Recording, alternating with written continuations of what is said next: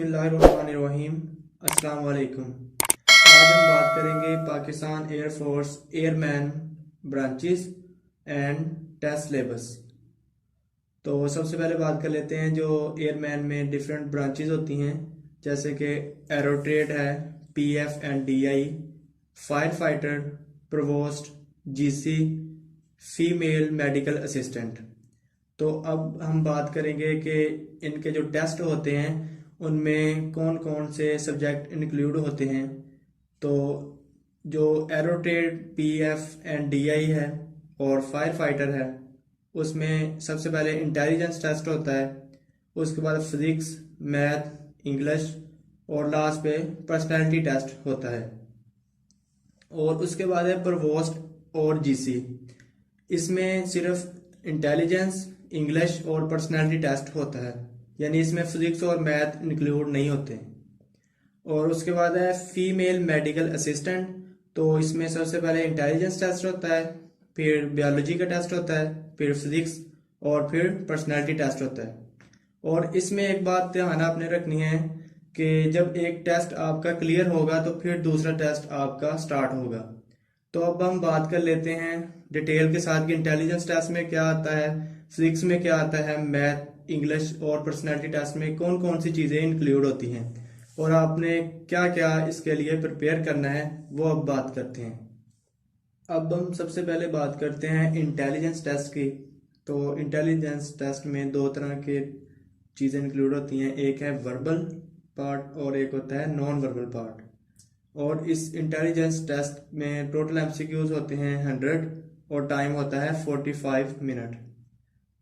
और वर्बल है, उसमें बेसिकली एजिस वाले क्वेश्चन आते हैं, जैसे कि 5 साल पहले किसी बंदे की उम्र 7 साल थी तो 10 साल बाद उसकी कितनी उम्र हो जाएगी, या ऐसे ही दूसरे के साथ रिलेशन बनाकर उसकी एज बताते हैं और फिर वो कोई 10 साल बाद या 15 साल बाद कितनी होगी, इस तरह के क्वेश्चन होते हैं।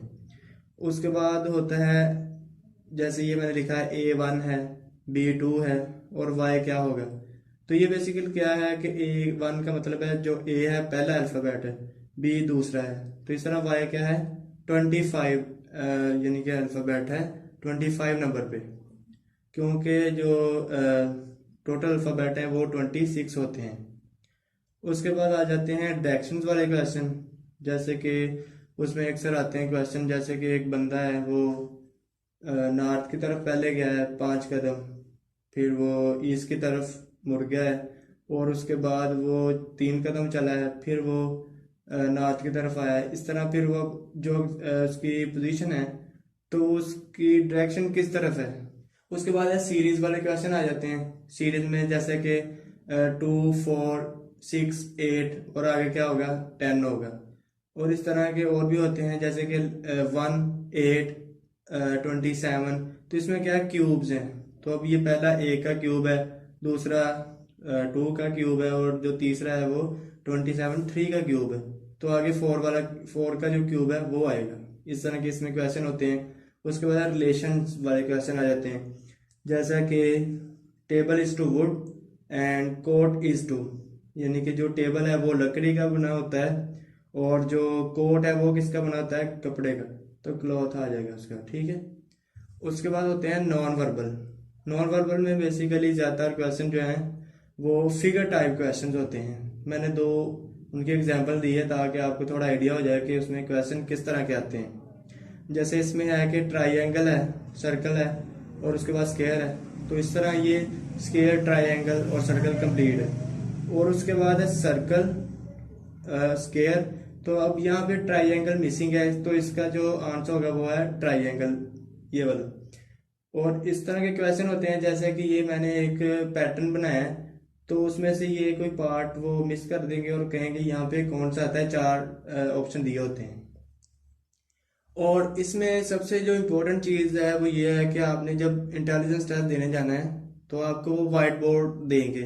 तो वाइट बोर्ड पे अपने सबसे पहले जो ABC है वो आपने लिख लेनी है और उसके साथ 1, 2, 3, 4 इस तरह, यानी कि हर एक के साथ, जैसे इसके 1 है, 2, 3, 4 और G26 इस तरह आपने लिख लेने हैं, क्योंकि इस तरह के बहुत से क्वेश्चन वहाँ पे आते हैं।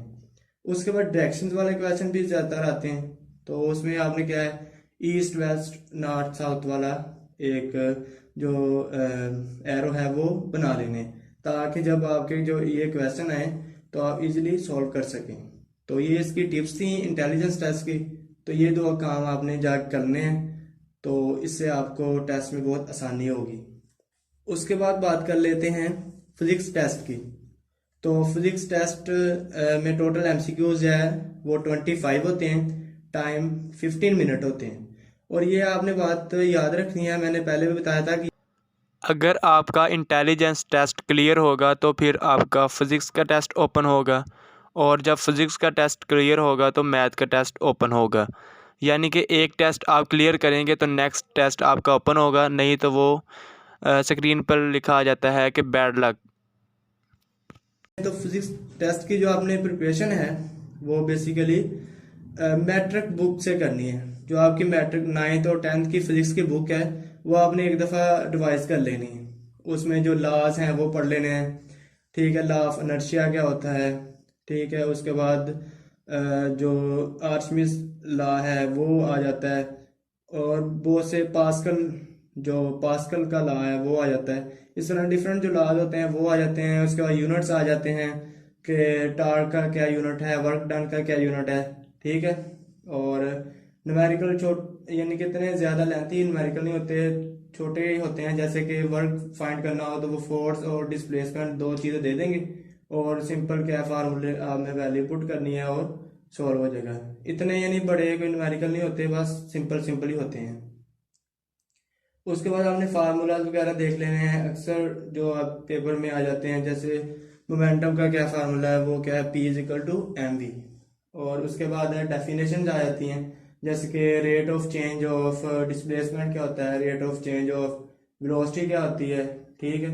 और इस तरह और भी डेफिनेशन सेम टू सेम लिखी होगी, आगे आपसे पूछ लेंगे ये क्या है, ठीक है। तो ये डेफिनेशंस आपने वो भी देख लेनी है। यानी मेरे कहने का मतलब ये है कि आपने जो 9th और 10th की जो फिजिक्स की बुक है वो एक दफ़ा अच्छी तरह रिवाइज कर लेनी है। और फिजिक्स का टेस्ट इतना कोई मुश्किल नहीं होता, बाकी आपने रट्टा नहीं लगाना, बस समझ के करना है जो भी आपने रिवीजन करनी है। उसके बाद बात कर लेते हैं मैथ टेस्ट की। तो मैथ में टोटल जो एमसीक्यूज हैं 25 होते हैं, टाइम उसमें 15 मिनट होते हैं, ठीक है। इसकी भी आपने जो प्रिपरेशन है वो मैट्रिक बुक से ही करनी है। 9th और 10th में मैथ की बुक है, वहाँ से आपने इसकी प्रिपरेशन करनी है। उसमें जो ज़्यादातर चीज़ें आती हैं वो मैंने यहाँ पे लिखी हुई हैं, और इसके अलावा बाकी आपने रिवीजन कर लेनी है, लेकिन ये चीज़ें आपने अच्छी तरह करनी है।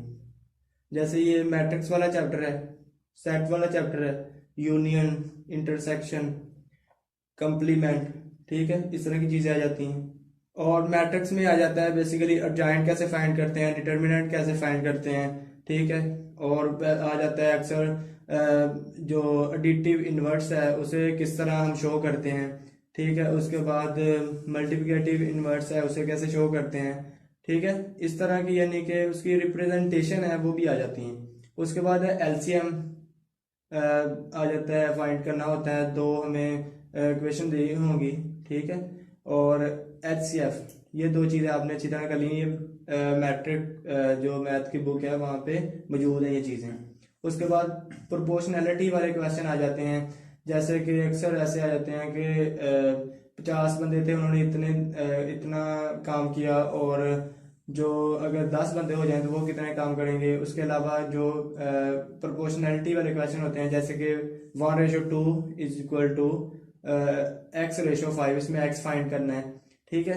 थर्ड प्रोपोर्शनल कैसे फाइंड करते हैं, यानी ये जो प्रोपोर्शनैलिटी वाला चैप्टर है शायद वो 10th की किताब में है, मैट्रिक जो है उसमें है, तो वो आपने अच्छी तरह कर लेना है। उसके बाद है ट्रिग्नोमेट्रिक एंड ज्योमेट्रिकल फार्मूलाज, ठीक है। ट्रिग्नोमेट्री में वो जो फार्मूलाज हैं वो आपने अच्छी तरह देख लेने हैं, जैसे sine square theta plus cos square theta is equal to 1 plus tan square theta is equal to secant square theta, और 1 plus cos square theta is equal to secant square theta. इस तरह के यानी छोटे छोटे फार्मूले आ जाते हैं, या कोई क्वेश्चन सिंपल छोटा सा होगा तो उसका क्या आंसर है, तो ये आपने रिवीजन कर लेनी है इसकी भी। और ज्योमेट्रिकल फार्मूलाज में ये आ जाते हैं, जैसे कि एरिया ऑफ सर्कल किसके इक्वल है, सर्कमफेरेंस ऑफ सर्कल क्या होता है, सही है। इस तरह के फार्मूलेज आ जाते हैं।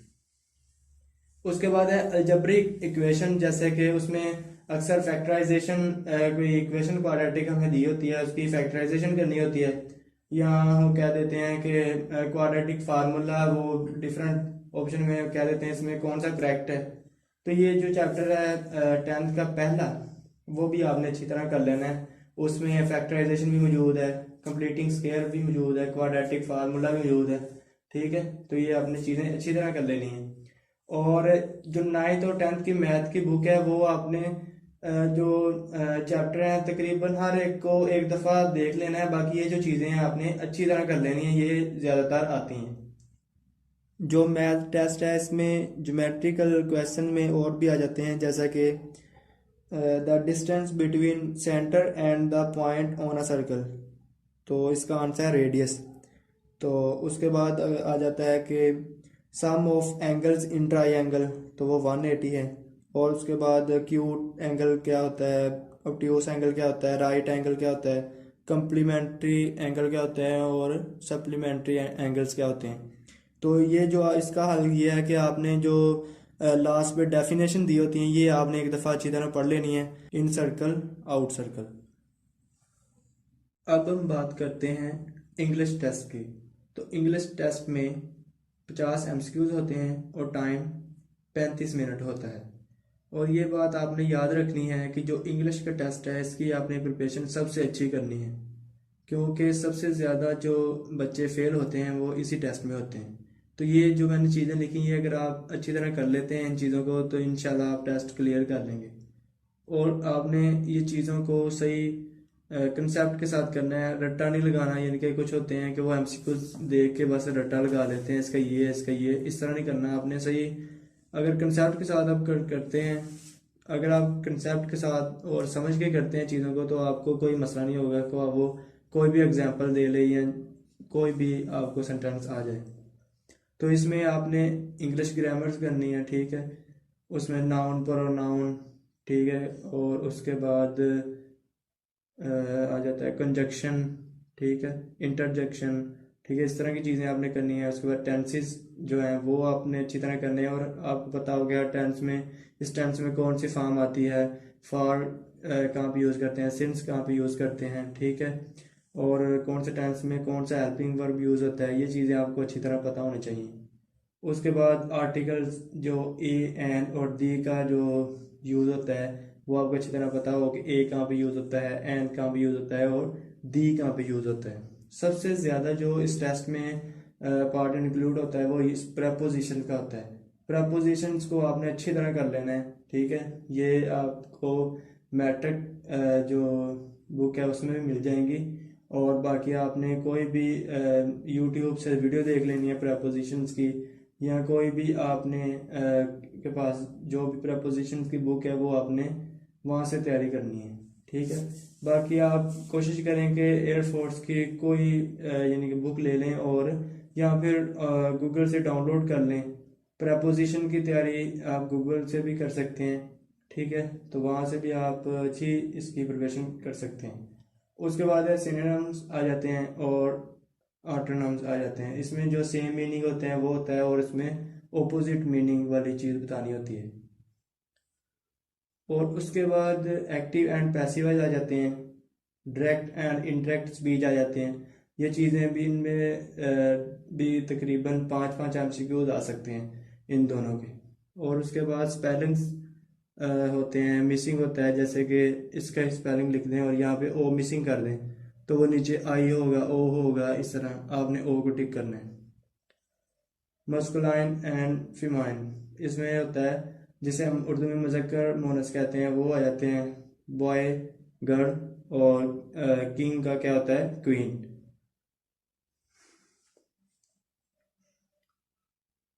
और इस तरह के क्वेश्चंस भी बहुत ज़्यादा आ जाते हैं, जैसे कि यंग वन ऑफ लायन कब है, और उसके बाद young one of hen chicken है। और इस तरह के बहुत से और भी हैं, young one of horse, young one of dear, इस तरह के यंग वन ऑफ डक, इस तरह के बहुत से एमसीक्यूज हैं। ये भी आपको यूट्यूब वीडियो भी मिल जाएगी, ठीक है। और इसके अलावा आप गूगल पे ऐसे लिखेंगे कि young one of line, young one of हैन, इस तरह आपको वो वहाँ से भी लहदा भी मिल जाएंगे। या आप इस तरह ये सर्च करेंगे और इमेज में जाएंगे तो आपको इस तरह लिस्ट भी मिल सकती है कि जिसमें लाइन हैन सबका मिला के एक लिस्ट बनी हो। और उसके बाद इस तरह के क्वेश्चन भी आते हैं, one who can not talk डम, और one who can not here deaf. ठीक है, इस तरह के एमसीक्यूज भी आते हैं। तो ये इंग्लिश की आपने प्रिपरेशन अच्छी तरह कर लेनी है। जो चीज़ें आपको मैंने बताई हैं ये आपने ये लहदा से अच्छी तरह प्रिपेयर करनी है, तो इंशाल्लाह आपका टेस्ट 100% पास हो जाएगा। उसके बाद है बायोलॉजी टेस्ट। बायोलॉजी टेस्ट होता है जो फीमेल करती हैं मेडिकल असिस्टेंट में अप्लाई, तो उनके लिए होता है बायोलॉजी टेस्ट। तो उसमें एमसीक्यू होते हैं 25, टाइम होता है 15 मिनट। तो ये भी इसकी प्रिपरेशन का भी तरीका यही है कि आपने मैट्रिक की जो बुक है वहाँ से रिवीजन एक दफ़ा कर लेनी है। जैसे कि मैं कुछ क्वेश्चन आपको बता देता हूँ, इस तरह के आते हैं। तो जैसे स्टमक जो शेप है वो किस तरह की होती है, जे लाइक। ठीक है, उसके बाद ऑप्टिमम टेम्परेचर कितना है बॉडी का, वो है 27। ठीक है, उसके बाद है थिकनेस ऑफ बायोस्फीयर 20 किलोमीटर। ठीक है, ये बायोलॉजी का टेस्ट था और ये आपने मैट्रिक की जो 9th और 10th की बायोलॉजी की बुक है वहाँ से आपने इसकी प्रिपरेशन कर लेनी है। और इंग्लिश की प्रिपरेशन के लिए आप कोई भी बुक ले सकते हैं या गूगल से भी डाउनलोड कर सकते हैं। सुपर एक्सीलेंस बुक आप लिखेंगे तो आपको शॉर्ट फॉर्म में मिल जाएगी। इसके बाद होता है जी पर्सनैलिटी टेस्ट। पर्सनैलिटी टेस्ट होता है कि जब आप इंटेलिजेंस टेस्ट और एकेडमिक टेस्ट जिसमें इंग्लिश, फिजिक्स और मैथ आ जाते हैं या मैथ की जगह पे बायोलॉजी आ जाती है, तो ये जब आप टेस्ट को क्लियर कर लेते हैं तो उसके बाद आपका पर्सनैलिटी टेस्ट होता है। ठीक है, तो इसमें टोटल एमसीक्यूज होते हैं 100 और टाइम होता है 30 to 35 मिनट। ठीक है, और ये टेस्ट आपका होता है बेसिकली आपकी पर्सनैलिटी से रिलेटेड, और आपने इसमें जो आप हैं आपने वही शो करवाना है। ठीक है, क्योंकि ये जो टेस्ट होता है इसका रिजल्ट तो नहीं आपको बताया जाता है, लेकिन उन्हें सब पता होता है। ठीक है, बाद में उन्हें रिजल्ट शो हो जाता है। ठीक है, तो वो उससे आपकी जो पर्सनैलिटी है उसे जज कर लेते हैं। तो अगर आप झूठ बोलेंगे तो आप इसके बाद जो इंटरव्यू है उसमें आपके जो ये जो आंसर होते हैं ये उन्हें पता होते हैं। ठीक है, तो वो वहाँ से भी आपको जज कर सकते हैं कि ये बंदा वहाँ पे इसने कोई और आंसर लगाए थे और तरह अपनी पर्सनैलिटी को शो करवाया था, और यहाँ पे इंटरव्यू में ये और तरह शो करवा रहा है। तो इसलिए आपने हमेशा जो आप हैं वही शो करवाना है। जो आप यानी कि कोई भी क्वेश्चन है उसे अपने हिसाब से आपने आंसर करना है। ठीक है, इसमें क्वेश्चन मैं आपको बता देता हूँ कि इस तरह के आते हैं, जैसे है कि जब आपसे कोई काम ना हो रहा हो तो आपको गुस्सा आता है, जी हाँ, जी नहीं, या कोई नहीं। तो ठीक है, अगर आपको गुस्सा आता है तो आप कहें जी हाँ, और अगर आपको गुस्सा नहीं आता तो आप फिर नहीं लगा दें। ठीक है, तो उसके बाद है कि क्या आप अपना फैसला खुद करते हैं, जी हाँ, जी नहीं, या कोई नहीं। तो अब आप अपना फैसला खुद करते हैं तो फिर आप जी हाँ लगाएंगे। ठीक है, और क्या आप दूसरों से खुश अखलाकी से मिलते हैं, ना होने के बराबर, बहुत ही कम, कभी कभार, बहुत ज़्यादा। इस तरह के जो क्वेश्चन है वो ज़्यादातर आते हैं जिसमें ऑप्शन होते हैं ना होने के बराबर, बहुत ही कम। ठीक है, तो ये आपने ध्यान से लगाने हैं क्योंकि इस तरह के 5 ऑप्शन होते हैं, मैंने 4 लिखे हैं। तो इसका आंसर है कि अगर आप खुश अखलाकी से मिलते हैं, ठीक है, तो फिर आप लगाएंगे बहुत ज़्यादा। लेकिन अगर आप कभी कभी मिलते हैं तो आप कभी कभार लगा दें। ठीक है, जो आपकी पर्सनैलिटी है आपने वही शो करवाना है। ठीक है, इसमें आपने कोई दूसरे को पजल नहीं करना कि ये मेरी पर्सनैलिटी इस तरह की है और इंटरव्यू में आप और तरह को शो करवा रहे हो, तो इससे वो आपकी पर्सनैलिटी को जज नहीं कर पाएंगे और आपको इंटरव्यू से फेल कर देंगे। तो ये थी आज की वीडियो जिसमें मैंने आपको बताया कि पाकिस्तान एयरफोर्स एयरमैन की जो डिफरेंट ब्रांचेस है उनमें जो टेस्ट सिलेबस है, कौन कौन से इनके सब्जेक्ट इंक्लूड होते हैं, कौन कौन सी चीज़ें इंक्लूड होती हैं। ठीक है, उसके बाद मैंने लहदा आपको बताया कि इंटेलिजेंस में क्या होता है, इंग्लिश में क्या होता है, फिजिक्स में क्या होता है, मैथ में क्या होता है। और आखिर में ये पर्सनैलिटी टेस्ट के बारे में बताया। तो ये आपने जो मैंने चीज़ें बताई हैं, अगर आप इन्हें अच्छी तरह प्रिपेयर कर लेते हैं तो इंशाल्लाह आपका टेस्ट 100% क्लियर हो जाएगा। और एरोट्रेड का टेस्ट मैंने भी दिया था, तो मैंने जो टेस्ट दिया था उस के मुताबिक मैंने बहुत सी चीज़ें उनमें इंक्लूड की हैं। ठीक है, तो ये जो मैंने चीज़ें बताई हैं मैंने भी यही प्रिपेयर की थी। ठीक है, और अल्हम्दुलिल्लाह मेरा टेस्ट क्लियर हो गया था। बाकी आपने बस ये बात याद रखनी है कि चीज़ों को रट्टा नहीं लगाना। कई बच्चे होते हैं कि वो बुक ले आते हैं और रट्टा लगाना शुरू कर देते हैं, जी हाँ जी नहीं, इस तरह बस, यानी कि कोई पता नहीं है कि लिखा क्या है, बस आंसर पता होते हैं उन्हें।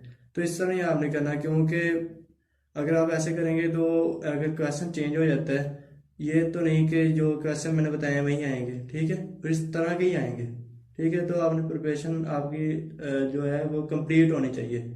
ये नहीं कि बस आपने नॉर्मली प्रिपरेशन कर लेनी है। ठीक है, तो इंशाल्लाह जो नेक्स्ट वीडियो है वो मैं इंग्लिश जो टेस्ट है उसके बारे में बताऊंगा। ठीक है, उसमें जो डिफरेंट मैंने चीज़ें बताई हैं उसे मैं डिटेल से आपको थोड़ा सा बताऊंगा कि एक्टिव वॉइस पैसिव वॉइस कैसे करते हैं, डायरेक्ट इनडायरेक्ट, और इस तरह और भी जो मैंने चीज़ें बताई थी आपको, प्रपोजिशन वगैरह वो बताऊंगा। ठीक है, तब तक के लिए इजाज़त दीजिए, मिलते हैं इंशाल्लाह नेक्स्ट वीडियो में। मुझे अपनी दुआ में याद रखिएगा। अल्लाह हाफिज़।